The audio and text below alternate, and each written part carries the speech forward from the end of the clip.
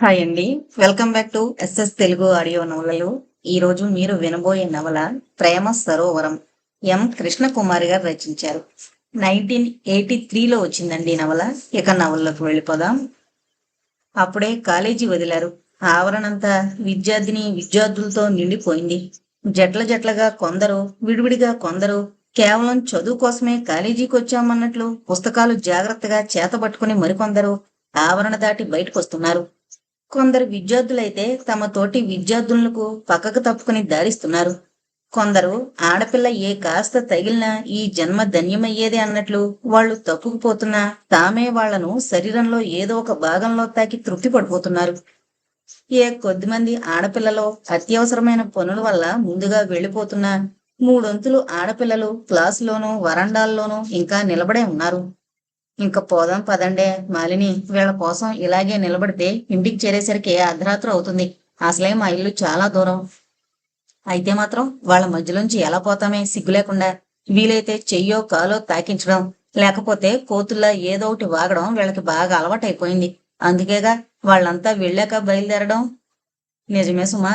ఇక్కడ ఎలాగో తప్పించుకున్నా main gate దగ్గర ఆ నాగరాజు వాడి బృందం తయారు. వేదవసంత రోజు వెళ్ళేటప్పుడు మన వెనకగా వాళ్ళు చేసే కామెంట్స్ వింటూనే ఉన్నాంగా. ఈ కాలేజీకి ఆ నాగరాజు గారి పీడ ఎప్పుడు వదులుతుందో గాని వీడి ఆగడాలు మరీ భరించలేకపోతున్నాం. ఇక్కడికి ఆ బిఏ ఫైనల్ ఇయర్ 5 సంవత్సరాలుగా ఉద్ధరిస్తూనే ఉన్నాడు. కాలేజీ కాంపౌండ్ వాళ్ళు పూర్తిగా లేవందే నాగరాజు కాలేజీ వదులుతాడంటావా? మొన్న శుక్రవారం బిఏ స్టూడెంట్ ఒకళ్ళ ప్రాక్టికల్స్ ఉండడంతో పాపం లేటుగా ఇంటికి వెళుతుంటే బయట చెంగు పట్టుకుని లేగడట. ఎంత పొగరో. ఒక్కొక్కసారి ఈ కాలేజీకి వచ్చి చదువుకునేదానికన్నా హాయిగా ఇంట్లో కూర్చొని ప్రైవేటుగా కట్టి చదువుకోవడం మంచిదేమో అనిపిస్తోంది. ఇలా అమ్మాయిలంతా కాలేజ్ గురించి, కాలేజీ విలనైన నాగరాజు గురించి, లెక్చరర్స్ గురించి తలరకంగా కామెంట్ చేసుకుంటూ ఇంటికి బయలుదేరడం రోజూ ఉన్న అలవాటే. మెయిన్ గేటు దగ్గర కాలేజ్ విలన్ గా పేరు పొందిన నాగరాజు, అతని బృందం చేరారు అప్పటికే. నాగరాజు తల్లిదండ్రులకొక్కడే ముద్దు బిడ్డ. గత 5 సంవత్సరాలుగా బిఏ ఫైనల్ ఇయర్ ని అంటిపెట్టుకునుండి తనకి ఈ కాలేజీకి అవినాభావ సంబంధం ఏదో ఉందని నిరూపిస్తున్నాడు. ప్రిన్సిపాల్, లెక్చరర్స్ కూడా అతన్ని గురించి పట్టించుకోవడమే మానేశారు. అతని మూడు బాగుంటే పరీక్షలు రాస్తాడు, లేకపోతే లేదు. కాలేజీలో జరిగే అల్లర్లలో ప్రముఖ పాత్ర వహించడం అతని ప్రత్యేకత. ఆడపిల్లల్ని ఏదో ఒకటి అని ఏడిపించడం, వీలైతే బాడీ గార్డ్ల ఇంటిదాకా దింపి రావడం అతనికున్న హాబీలు. ఎప్పుడు చూసినా అతని చుట్టూ 10 మంది స్నేహితులకు తక్కువ ఉండరు. సాధారణంగా నాగరాజు పరివారం ఆ ప్రాంతాల్లో ఉందంటే ఆడపిల్లలు తల వంచుకుని పోవడం పరిపాటి. అతని మాటల్ని పట్టించుకోవడం, ఎదురు చెప్పేంత సాహసం, ధైర్యం కాలేజీలో ఉన్న ఆడపిల్లలకి ఎవరికీ లేదు. నాగరాజు చుట్టూ చేరిన స్నేహితులు మేనిగేటు పక్కగా నిలబడి బయటికి వెళ్లే అమ్మాయిల్ని ఏదో ఒకటి అనడం, మిగిలిన వారు పగలబడి నవ్వడం జరుగుతుంది. గురు, బందర్లడ్డు వస్తోంది రోయ్ అండంతో అంతా విరగబడి నవ్వసాగారు. నోర్మీరా, ఆ అమ్మాయి డిఎస్పీ గారు అమ్మాయి మనల్ని గుర్తుపెట్టుకుందంటే మళ్ళీ కనిపించేది కటకటాల వెనకే అన్నాడు బుద్ధిమంతుడు. వీడెవడరా పిరికి సన్నాసి, పోలీసు టోపీ చూసి భయపడే రకం పోరా. నువ్వు మన గురువుకున్న సాహసానికి శిష్యుడిగా పనికిరావు. అప్పటికే బొద్దుగా ముద్దుగా ఉన్న డిఎస్పీ గారి గారాల కూతురు బయటికి వేయించేసింది. బ్రదరు, బాలామణి భానుమతి వస్తోంది, ఆపేసి ఓ పాట పాడదామా? భానుమతి అనే అమ్మాయి ఆ సంవత్సరం కాలేజీలో జరిగిన పాటల పోటీలో ఫస్ట్ ప్రైజ్ తెచ్చుకుంది. దాంతో పాటే కాస్త గర్వం తెచ్చుకుంది. భానుమతి వెళ్ళిపోతుంటే ఎవరో ఓ కొంటెమాట విసిరారు. మిగిలిన వాళ్లంతా గొల్లుమని నవ్వసాగారు.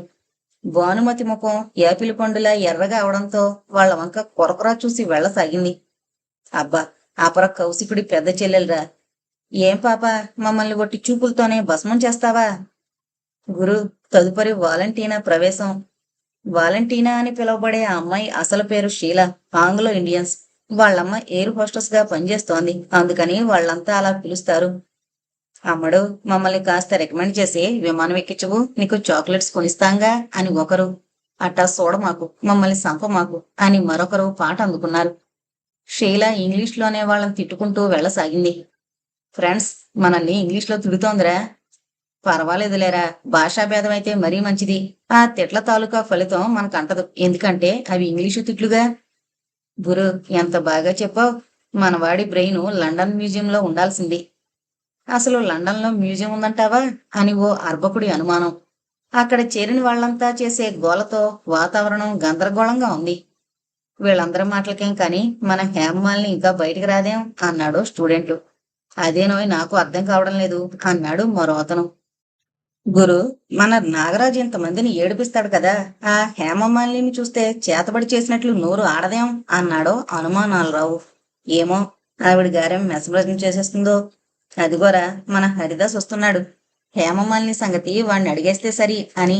ఒరే హరిదాసు, హేమమాలిని ఇంకా రాలేదేన్రా అన్నాడు. హేమమాలినియా? ఆవిడెవరండి అన్నాడు హరిదాసు అని పిలువబడే ఆచార్య నామధేయుడు అమాయకంగా. అదేనోయ్ మన కాలేజీ బ్యూటీ సువర్ణ. నువ్వో బాటసారివి, నీకొక పట్టాన్ని అర్థమై చావదు అంటూ విసుక్కున్నారు ఆచార్య మీద. ఆవిడ ఆవిడ మన కాలేజీ సెక్రటరీ వినయమూర్తి గారు. మిగిలిన వాళ్ళు కలిసి రేపు మన కాలేజీలో జరగబోయే ఫంక్షన్లో ఏమేం ఐటమ్స్ ఉండాలో వాటిని గురించి డిస్కస్ చేస్తున్నారు. అయితే హేమ, ధర్మేంద్ర కలిసి ఒకే చోట ఉన్నారన్నమాట. ఆ గొడవ మనకెందుకురా, అవి ఇప్పుడే పూర్తయ్యావా ఏమన్నానా? కాలేజీ బ్యూటీలన్నీ వెళ్ళిపోయాయి. ఇంకెక్కడే నిలబడితే వాచ్మెన్ పెంటయ్య, స్వీపర్ యాదమ్మ దర్శనమిస్తారు. ఇంకా బయలుదేరండి. అలా సెంటర్లోకి వెళ్లి నిలబడితే కావలసినన్ని సీతాకోక చిలుకలు అని ఒక స్టూడెంట్ అండంతో మిగిలిన బృందం అంతా బయలుదేరారు. నాగరాజు ముఖం ఎందుకో ఒకసారి ఎర్రబడింది. ఏంటి, మన గురువుగారు హేమమాలిని రాకపోవడంతో డల్ అయ్యారు అన్నాడు నాగరాజు ముఖం చూసి. అదేం కాదు, పదండోయ్ అంటూ కదిలాడు నాగరాజు. అమ్మయ్యా, ఈ వాటికి ప్రోగ్రామ్స్ సెట్ చేయడం పూర్తయింది. ఇప్పుడు హాయిగా ఉంది అంది సువర్ణ కాలేజీ ఆవరణ వెనక భాగంలో దూరంగా ఉన్న సరుడు చెట్ల మధ్య కూర్చుంటూ. ఏం ఆయి వర్ణ, అసలు కార్యక్రమం ఇప్పుడేగా బిగినైంది. రేపటి నుంచి నాటకంలో ఏ పాత్రలకి ఎవరు సరిపోతారో వాళ్ళని ఎంపిక చేయడం, వాళ్ళ చేత రిహార్సల్స్ చేయించడం, ఇలా ఎంత పనుంది అన్నాడు తను ఆమె పక్కగా చెతికిలబడుతూ. నీ ఒక్కడవేనా ఏంటి వినయ్ ఆ పని? నాకు మాత్రం లేదు. ముందుగా అఖిల డ్యాన్స్ ప్రోగ్రాం ఉందా, తర్వాత ఫ్యాషన్ పీరియడ్. వీటన్నింటినీ కండక్ట్ చేయాల్సింది నేనేగా. ఏమైనా ఈసారి మన ప్రోగ్రామ్స్ చాలా బాగుండాలి. ప్రిన్సిపాల్ గారు ఆ విషయమే మరీ మరీ చెప్పాడు అన్నాడు వినయ్. అబ్బా చాలిద్దు, వెదవ బోర్ టాపిక్. ఇప్పటిదాకా అదేగా సోది, ఇంకా ఆ విషయం మర్చిపో బాబు అంది విసుగ్గా వర్ణ. మనం ఇక కాలేజీకి వచ్చేది వారం రోజులేగా వర్ణ. ఆ తర్వాత దీనికి మనకి సంబంధమే తీరిపోతుంది అన్నాడు వినయ్ కొంచెం బాధగా. పోనిద్దు, కాలేజీ అంటేనే విసిగేస్తోంది బాబు. పాఠాల చదువులా పాడా ఏముందని చెప్పు. నాకు మాత్రం ఒకందుకు కాలేజీకి కృతజ్ఞతలు చెప్పాలనిపిస్తోంది సుమా అంది సిగ్గుగా నవ్వుతూ. ఎందుకో కృతజ్ఞతలు అన్నాడు అర్థం కాక. నువ్వొట్టి ట్యూబ్లైట్ వినయ్. ట్యూబ్లైటా అన్నాడు ఆశ్చర్యంగా. అంటే అది కూడా తెలీదా అంది కోపం నటిస్తూ. తెలీదు, కానీ వర్ణ నువ్వు అలా కోపంగా చూస్తుంటే నాకేమనిపిస్తుందో తెలుసా అన్నాడు వినయ్ ప్రేమగా ఆమె వంక చూస్తూ. ఏమనిపిస్తుందేం? కుతూహలంగా అడిగింది. ఇలా దగ్గరగా రా చెప్తాను, ఎవరైనా వింటారు. ఎవరున్నారేమిక్కడ, నువ్వు నేను తప్ప అని. సరే చెప్పు అంది కొంచెం దగ్గరికి జరుగుతూ. ఇంకాస్త జరుగుదు అన్నాడు కొంటెగా చూస్తూ. ఏయ్ అంది కోపంగా. మరి చెప్పద్దా? నాకేం, వద్దంటే మానేస్తాను అన్నాడు ఎటో చూస్తూ. నీ దగ్గర ఉన్నదదే, ఊరిస్తేనే గాని చెప్పవు అంది గునుస్తూ. అయితే ఊరిపోతూనే దూరంగా కూర్చో. సరే, నీ దగ్గరగా నీ ఒళ్ళో కూర్చుంటాను చెప్పు అంది అతన్ని ఆనుకొని కూర్చుంటూ. కళ్ళు మూసుకో, చెవిలో చెబుతాను. చెవిలో చెప్పేటప్పుడు కళ్ళు మూసుకోవడం దేనికి అంది వర్ణ. అలా అయితే సరే, కళ్ళు నొప్పి పుట్టేంత గట్టిగా మూసుకుంటాను చెప్పు అంది కళ్ళు మూసుకుని. ఇలా అనిపిస్తోంది అంటూ చటుకున ఆమెను ముద్దు పెట్టుకున్నాడు వినయ్. యాయ్, ఇందుగా కళ్ళు మూసుకోమంది అంది కోపంతో ఎర్రబారిన మొహంతో. ఏం సిగ్గేసింది అమ్మాయి గారికి అన్నాడు ఆమె భుజం మీద చెయ్యేసి మరింత దగ్గరగా తీసుకుంటూ. కాదా మరి, ఎవరైనా చూస్తే? చూడకపోతే ఇష్టమేగా అన్నాడు చూపుడు వేలుతో ఆమె గెడ్డాన్ని పైకెత్తుతూ. మరింత సిగ్గుపడింది వర్ణ. వర్ణ, ఎందుకీ సిగ్గు అన్నాడు చిరునవ్వు నవ్వుతూ. ఏమో నాకు తెలియదు. ఎందుకో నాకు తెలుసు, చెప్పనా అన్నాడు వినయ్. చెప్పు అని. ఆహా వద్దులే అంది కంగారుగా. ఇందాక చేసిన పని మళ్ళీ చేస్తాడేమో అన్న భయంతో. భయపడుకోయ్, ఎంతైనా కాబోయే భర్తనుగా అందుకు. వినయ్ అంటూ అతని భుజం మీద తలవాల్చింది ప్రేమగా. వర్ణ, మనం చాలా అదృష్టవంతులం. చదువు కోసమని కాలేజీలో చేరడం, ఇక్కడ ఇంతమంది ఆడపిల్లలుంటే నీ రూపం, గుణం నన్ను ఆకర్షించడం, మనం ఒకరిని మరొకరు ఇష్టపడడం, మన ప్రేమను గుర్తించి మీ వాళ్ళు మన పెళ్లికి అంగీకరించడం అంతా తలుచుకుంటే ఇది కళ నిజమా అనిపిస్తోంది. ఈ 3 సంవత్సరాల కాలం ఎంత తొందరగా ముగిసిపోయిందో అనిపిస్తోంది అన్నాడు వినయ్. నాకు అలాగే ఉంది వినయ్. నీలాంటి మంచి మనసున్న మనిషిని ప్రేమించి పెళ్లి చేసుకోవడానికి నేను పూర్వజన్మలో ఎంత పుణ్యం చేసుకున్నాను. నా జీవితం వడ్డించిన విస్తరలాంటిది కదూ. నేను చాలా అదృష్టవంతురాల్ని అంది అతనికి హత్తుకుపోతూ. ఆ అదృష్టం నాది కూడా వర్ణ. పెద్దవాళ్ళు అదృష్టం ఆడదాని సొత్తు అంటారు కానీ మగవాడి మనసుని అర్థం చేసుకునే భార్య లభించడం అతనికి మాత్రం అదృష్టం కాదు. ఈ 3 సంవత్సరాల్లో మనం ఒకరినొకరం బాగా అర్థం చేసుకున్నాం. నిజం వినయ్. ఈ రోజుల్లో ఎన్నో సంసారాలు చూస్తున్నాం. ప్రేమించుకుని వివాహం చేసుకున్నా, పెద్దలే కుదిర్చి వివాహం చేసినా ఏవో తగవులు, పంతాలు, పట్టుదలలు వస్తూనే ఉన్నాయి. మన సంసారం మాత్రం అలా కాకూడదు. నలుగురికి ఆదర్శప్రాయం కావాలి. మనం ఒకరిని ఒకరు బాగా అర్థం చేసుకున్నాక జీవితాన్ని సుఖమయం చేసుకోవడం మన చేతిలో ఉంది వర్ణ. వర్ణ వినయ్ నుంచి దూరంగా జరిగి చుట్టూ పరికించింది. సూర్యుడు పశ్చిమాద్రికి పయనమవుతున్నాడు. నీరెండ అలవోకగా సరుగుడు చెట్ల మధ్య నుంచి కనిపించి కనిపించకుండా అదిరి పడుతోంది. వినయ్, నువ్వు మీ మామయ్యకి మన పెళ్లి సంగతి ఉత్తరం రాస్తానన్నావుగా. వేరే ఉత్తరం దేనికి వర్ణ? ఈ ఎగ్జామ్స్ కాగానే నేను మామయ్య దగ్గరికి వెళతాను. ఆయనతో మాట్లాడి ఏకంగా ముహూర్తం నిర్ణయించే విషయం మీకు ఉత్తరం రాస్తాను. కాకపోతే రిజల్ట్స్ వచ్చేదాకా ఆ 2 నెలలు కాస్త కంపెనీ వ్యవహారాలు చూస్తూ ఉండాలి. దానివల్ల నాకు పని నేర్చుకున్నట్లు ఉంటుంది. అమ్మో, 2 నెలలే? 2 నెలల పాటు నిన్ను చూడకుండా ఎలా ఉండగలను వినయ్? ఒక్కరోజు ఏ కారణం చేతనైనా నువ్వు కాలేజీకి రాకపోతే నా ప్రాణం ఎంత కొట్టుకులాడుతుందో తెలుసా? నిన్ను చూడకుండా ఒక్క క్షణం కూడా ఉండలేను అంటూ అతని భుజం మీద వాలి కుడి చేతుకున్న వేలి ఉంగరాన్ని సవరించసాగింది. నాకు నిన్ను చూడకపోతే అలాగే ఉంటుంది వర్ణ. కాని పాపం మామయ్యకి ఒంట్లో అనారోగ్యంగా ఉంటోందని రాశాడు. ఆయన తదనంతరం ఆస్తిపోస్తులన్నీ నాకే రాశాడు. అమ్మ నాన్న పోయాక నాకు తల్లి తండ్రి తనే అయి పెంచాడు. ఒకసారి ప్రేమ వ్యవహారంలో మోసపోయి అప్పటినుంచి బ్రహ్మచారిగా బ్రతుకుతున్నాడు. అలాంటప్పుడు ఆయన్ని చూడకుండా ఎలా చెప్పు? ఆయనకి మాత్రం నేను కాక ఎవరున్నారు వర్ణ? నిజమేనుకో. పోనీ ఆయన దగ్గర 4 రోజులుండి వచ్చే రాదు. చూసి వచ్చినట్లుంటుంది. ఆ కంపెనీ వ్యవహారాలేవో తర్వాత నేర్చుకోరాదు అంది అలకగా. తర్వాత అంటే? అదే మన పెళ్ళయ్యాక. పెళ్ళైన తర్వాత అప్పుడు ఖాళీ అసలు ఉండదు అన్నాడు తమాషాగా. ఏం, ఎందుకుండదు? పెళ్ళయ్యాక నీ దగ్గర నేర్చుకోవలసిన విషయాలు ఎన్నో ఉంటాయి. ఇంకా కంపెనీ పనులు నేర్చుకోవడానికి తీరికేదోయ్ అన్నాడు వినయ్. పో నువ్వు మరీను అంది సిగ్గుపడుతూ. పొమ్మంటే దగ్గరకు రండి అనేగా అర్థం. అలాగే వస్తున్నాను. తప్పుతుందా మరి ఆర్డర్ వేశాక అంటూ దగ్గరకొచ్చాడు వినయ్. ఆ, నీ సంగతి నాకు తెలుసు. దూరంగా జరుగు ముందు అంది అతన్ని నెట్టేస్తూ. ఒక్కసారి డియర్. అవన్నీ పెళ్ళయ్యాకే అంది నవ్వేస్తూ. పోనీ ఆ కోటాలోంచే అడ్వాన్స్ గా ఒకటి. పర్మిషన్ నాట్ గ్రాంటెడ్ అంది తనే దూరంగా జరిగి. చూసావా, అడిగితే ఇదే తంటా డియర్. అడకపోతే తన్నులు తినాల్సి వస్తుంది. కాబోయే భార్యామణి చేత తన్నులు తినడం ఏ మగాడికైనా ఇష్టమేనోయ్. చాలే నీ వేళ కొళాలు. నీతోనే కదోయ్ నా వేళ కొళాలని. అబ్బా, అప్పుడే చీకటి పడుతోంది. నేను ఆ విషయమే గమనించలేదు. ఆలస్యంగా ఇంటికి వెళితే అమ్మ కేకలేస్తుంది అంటూ లేచింది. నాతోనే ఉన్నానని చెప్పు. కాబోయే మూడుతో తిరిగితే మరేం అనర్లే. వాళ్ళేం అనరని మనం మరీ అతిగా ప్రవర్తించడం ఏం బాగుంటుంది చెప్పు. రేపు మన పెళ్ళైతే ఇలా ఎవరికీ భయపడనక్కర్లేదు అంది వర్ణ. ఆ మాట నిజమే వర్ణ. ఈ వారం రోజులు ఫంక్షన్ హడావిడి, ఆ తర్వాత పరీక్షల హడావిడి. బాగా చదువుతున్నావుగా అన్నాడు వినయ్. నేను బాగానే చదువుతున్నాను కాని గొడవంతా నీతోనే వచ్చి పడింది. నాతోనా? నేనేం చేశానమ్మా?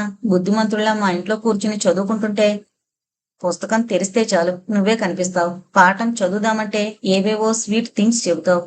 రాత్రి కలలోకొచ్చి సినిమాకి వెళదామని ఒకటే గోల చేశావు. ఇదిగో ఇప్పుడే మళ్ళీ చెబుతున్నాను. ఈ రోజు నుంచి నువ్వు నా కలల్లోకి రావద్దు. పరీక్షలు మొదలు పెట్టాక నేను నీ కలల్లోకి రాను అంది అతని చేయి పట్టుకుని అడుగులు వేస్తూ. నా విషయం గ్యారంటీ ఇవ్వలేనోయ్ అన్నాడు ఆమె చేతిని గాల్లో కూపుతూ. నీ విషయంలో నువ్వు గ్యారంటీ ఇవ్వలేవని నాకు ముందే తెలుసు. అందుకని నిన్ను నా కలల్లోకి రాకుండా నేనే తరిమేస్తాను. అప్పుడే కాబోయే మొగుడిని తరిమేసే సాహసం ఎంత అధికారం చెలాయిస్తారో మీ ఆడవాళ్లు అంటూ నవ్వాడు వినయ్. అతనితో పాటు తను నవ్వసాగింది వర్ణ. ఆ వర్ణ, ఇందాక మరిచిపోయాను. నువ్వు ఈ కాలేజీకి ఒకందుకు మాత్రం కృతజ్ఞతలు చెప్పాలి అన్నావే, ఎందుకో చెప్పు. ఇందాక ఏదో మాటల్లో పడి ఆ విషయం అడగడమే మరిచాను. ఎందుకా? ఈ కాలేజీ నిన్ను నాకు ప్రసాదించినందుకు. అదేదో సినిమా దేవుడిచ్చిన భర్తలాగా నేను కాలేజీ ఇచ్చిన భర్తనన్నమాట. అన్నమాటేం కాదు, ఉన్నమాటేగా అంది అతని ముక్కు గట్టిగా పట్టుకుని ఊపుతూ. ఆ విషయంలో నువ్వు ఒక్కదానివే కాదు, నేను నువ్వు ఇద్దరం కలిసి కృతజ్ఞతలు చెప్పుకోవాలి అన్నాడు వినయ్. ఇద్దరూ నడుస్తూనే మరి కాసేపు కబుర్లు చెప్పుకున్నారు. మీ ఇంటి దాకా వచ్చి దింపమంటావా వర్ణ? ఏం అక్కర్లేదు, ఇంకా పూర్తిగా 7 గంటలు కాలేదుగా, నేను వెళ్ళగలనులే. ఇక్కడికి బాగా దగ్గరే మా ఇల్లు, వెళ్ళొస్తాను అంది ఒక చేత్తో పుస్తకాలు, మరో చేత్తో అతని చెయ్యి పట్టుకుని. రేపు కాలేజీకి తొందరగా వస్తావుగా అన్నాడు తన చేతిలో ఉన్న వర్ణ చేతిని గట్టిగా నొక్కుతూ. అలాగే బాబు, ముందా చెయ్యి వదులు, నొప్పి పుడుతోంది అనడంతో ఆమె చెయ్యి విడిచిపెట్టి వస్తాను అంటూ 1కి 4 సార్లు చెప్పి వెనుతిరిగాడు వినయ్. అతని చిలిపితనం గుర్తుకొచ్చి నవ్వుకుంటూ ఇంటివైపు నడిచింది వర్ణ. అతిథులంతా 6 గంటలకే ఒక్కొక్కరు రాసాగారు. కాలేజీ గ్రౌండ్ లో జనం సగం దాకా నిండిపోయారప్పటికే. ఎవరికి వారు తాము ముందు సీట్లలో కూర్చోవాలని హడావిడి పడిపోతున్నారు. ఆవరణంతా చాలా కోలాహలంగా ఉంది. చాలా మంది స్టూడెంట్స్ ఆడవాళ్ల దగ్గరే తచ్చాడుతూ వాళ్ళని సీట్లలో సర్ది కూర్చోబెట్టాలని మహా కంగారు పడిపోతున్నారు. నవ్వుతూ తుళుతూ డబుల్ మీనింగ్స్ తో జోక్స్ విసురుతున్నారు. ఇంతలో కాలేజీ ముందు కారు ఆగడంతో చీఫ్ గెస్ట్ వచ్చారంటూ లెక్చరర్స్, స్టూడెంట్స్ పరుగులు తీస్తున్నారు. ప్రిన్సిపాల్ అందరినీ నెట్టుకుంటూ ముందుకు వెళ్లి మేజర్ చంద్రశేఖర్ ని సగౌరవంగా లోనికి ఆహ్వానించారు. ముఖ్య అతిథులంతా వేదికని అలంకరించారు. వర్ణ ప్రార్థనతో కార్యక్రమం మొదలైంది. వినయ్ యాన్యువల్స్ రిపోర్టు చదివాడు. తర్వాత ఎవరెవరు ప్రసంగించవలసింది తనే చెప్పసాగాడు. వర్ణ ఐటమ్స్ వారీగా అందరినీ రెడీగా ఉండమని, వారిని ప్రిపేర్ చేయడంలో హడావిడిగా ఆమె అటు ఇటు తిరగసాగింది. కాలేజీలో అందరి కళ్ళు ఆమె మీదనే ఉన్నాయి. ప్రసంగాలు పూర్తయిన తర్వాత కుమారి అఖిల నృత్య ప్రదర్శన మొదలైంది. దాని తర్వాత స్టూడెంట్స్ అంతా మన మంచికే అనే నాటకాన్ని ప్రదర్శించారు. అలా కార్యక్రమాలు సాగిపోతున్నాయి. అంతా ఉత్సాహంగా చూస్తున్నారు. ఎవరి హడావిడిలో వారుండడం గమనించి వర్ణ, వినయ్ సంకేత స్థలంలో కలుసుకున్నారు. వినయ్, ఏంటి రమ్మని పిలిచావు? ఎవరైనా చూస్తే మన పని గోవిందా. మనల్ని పట్టించుకునేదెవరై వర్ణ? ఎవరి హడావిడిలో వారున్నారు. అది సరే కాని ఎల్లుండి నుంచే మన పరీక్షలు మొదలు. అవును వినయ్, ఆ విషయం తలుచుకుంటే ఒక పక్కన పరీక్షలైపోతాయన్న ఆనందం, మరో పక్కన మనం ఇలా రోజు కలుసుకోవడానికి వీలు పడదన్న బాధ అంది విచారంగా. నిజమే, ప్రతి స్టూడెంట్ కు కాలేజీ లైఫ్ మరువలేంది, మరుపురాంది అవుతుంది. అందరూ విద్యార్థులు ఈ కాలేజీ నుంచి బయటపడి ఏవో ఉద్యోగాల్లో స్థిరపడి ఆ తర్వాత లైఫ్ లో సెటిల్ అవుతారు.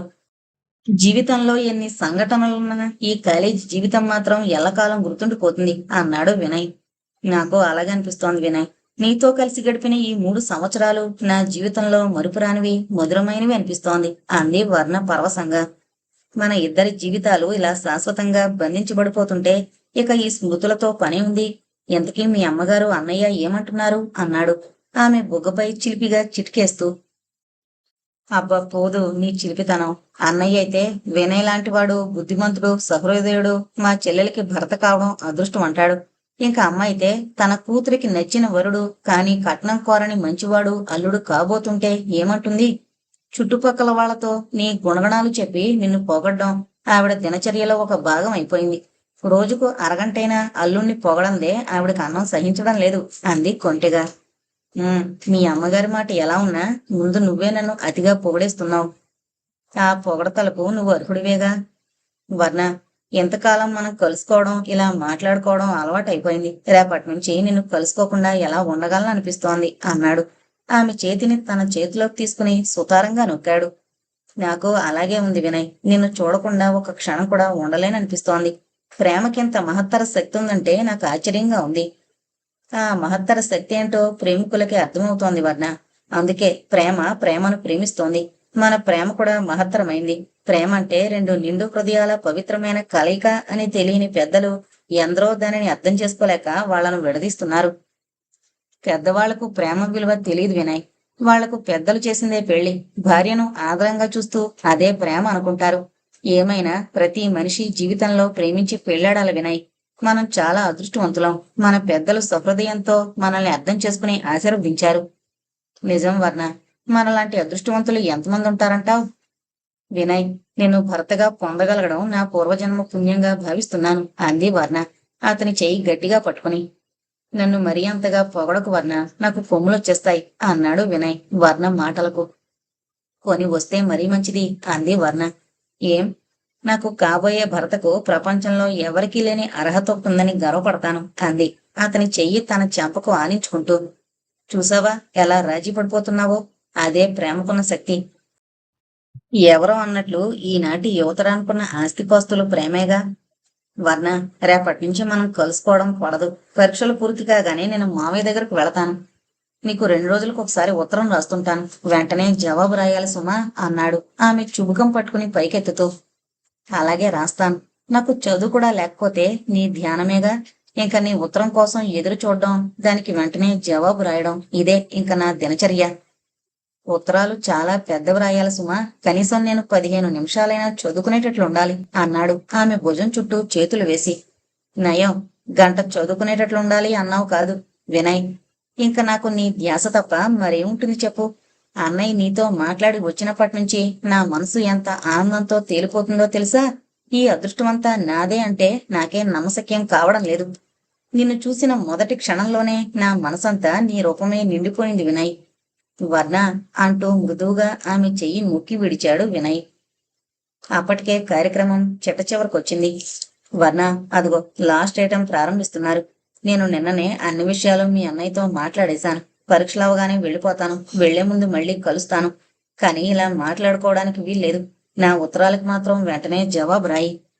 అలాగే కాని మొదటి ఉత్తరం మాత్రం నీ నుంచే రావాలి. దేవి గారి ఆజ్ఞ తప్పుతుందా? ఇంక నాకు చెప్పేవి ఇచ్చేవి ఏం లేవా అన్నాడు కొంటిగా. ఏమున్నా ఇచ్చేవి, మన పుస్తకాలు ఎవరి వాళ్ళ దగ్గరే ఉన్నాయి అన్నట్లు నీ హిస్టరీ నోట్స్ మొన్ననే ఇచ్చేశాను అంది గుర్తు తెచ్చుకుంటూ. నీకు ఇవి తప్ప ఇంకేం గుర్తు రావడం లేదా వర్ణ? లేదే, మనం ఇంకేం మరిచిపోలేదుగా అంది అనుమానంగా. గొట్టి మట్టి బుర్ర. అయితే ఫినిషింగ్ టచ్ ఇవ్వకుండానే పంపేస్తావడియారు అన్నాడు చెవి దగ్గర గుసగుసగా. చీపో, ఇదేం మన బెడ్రూమ్ అనుకున్నావా అంది సిగ్గుపడుతూ. ఒకే ఒక్కసారి అంటూ వినయ్ బలవంతం చేయడంతో ఇప్పుడు అలాంటివేం వద్దు, పెళ్ళయ్యాకే అనబోయిన ఆమె మాటలు పెదవుల దగ్గరే ఆగిపోయాయి. ఇంకా పోదాం పద అన్నాడు వినయ్ ఆమె చేయి పుచ్చుకుని ముందుకు నడుస్తూ. అదిగో చూడు, ఆ పక్క వైపు అంతా మీ వాళ్లే. మనిద్దరం ఇటుగా రావడం చూస్తే వాళ్ళు చేసే గోలకు అంత ఉండదు. అందుకని నువ్వు అటుగా వెళ్ళు, నేను ఈ పక్క నుంచి వెళ్ళిపోతాను. చీకటిగా ఉంది కాబట్టి మనం ఎట్నుంచొచ్చింది ఎవరికీ తెలీదు అంది వర్ణ. జాగ్రత్త, తొందరగా వచ్చే అంటూ గుడ్ నైట్ చెప్పి వెళ్ళిపోయాడు వినయ్. అతని చిలిపితనానికి నవ్వుకుంటూ సరుగుడు చెట్ల మధ్య నుంచి పక్కదారి వైపు వస్తోంది వర్ణ. అట్నుంచైతే లేడీస్ వైపు వెళ్లి వాళ్లలో కలిసిపోవచ్చు.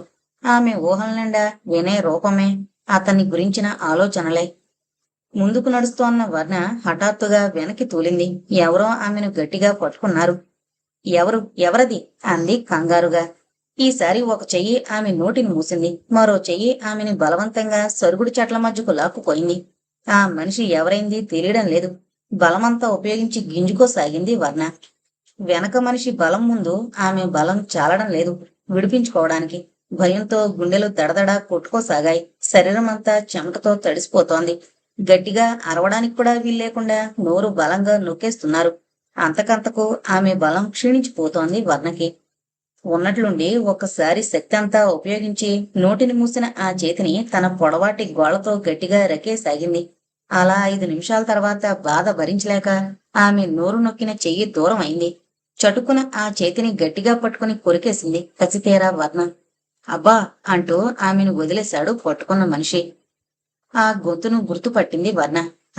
అది నాగరాజు గొంతు. తనను పట్టుకుంది నాగరాజు. నువ్వా దుర్మార్గుడా, ఎంతకు తెగించావు, నిన్ను అంటూ భయంతో పరిగెత్తసాగింది. ఆగు ఆగు, నిన్నింత తేలిగ్గా వదలను అంటూ ఆమె వెనకే పడి తరుముకొస్తున్నాడు నాగరాజు. నన్నొదులు అంటూ ముందుకు పరిగెత్తుతోంది వర్ణ. అదృష్టం అన్ని వేళలా అందరినీ వరించదు. మరో 5 నిమిషాలుంటే ఆమెకు తగిన రక్షణ దొరికేది. ముందు చూసుకోకుండా పరుగులు పెడుతున్న వర్ణ చీర కుచ్చిళ్ళు కాళ్ళకి అడ్డం పడ్డంతో ముందుకు తూలి పడిపోయింది. అంతే, మరుక్షణం వర్ణ నాగరాజు చేతికి చిక్కింది. ఆమె గోడు అరణ్య రోదనమే అయింది. ఎంత తప్పించుకుందామన్నా దారి లేకపోయింది. డేగ కాళ్లకు చిక్కిన పక్షిలా అయింది వర్ణ పరిస్థితి. నాగరాజు కబంధ హస్తాల నుంచి తప్పించుకోలేని దుస్థితిలో ఉన్న వర్ణ భయంతో స్పృహ తప్పిపోయింది.